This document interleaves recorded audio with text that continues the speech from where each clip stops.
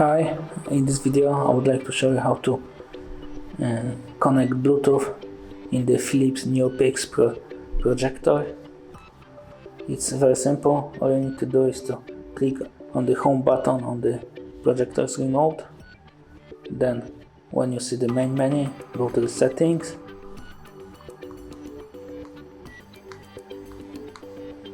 Go to the Bluetooth settings. And Bluetooth needs to be enabled. And go to the Bluetooth settings.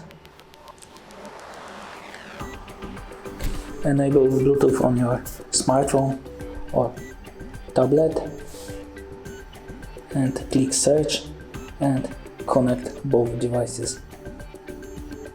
It's all. Thank you for watching. If you like this video, give us a like and subscribe to our channel.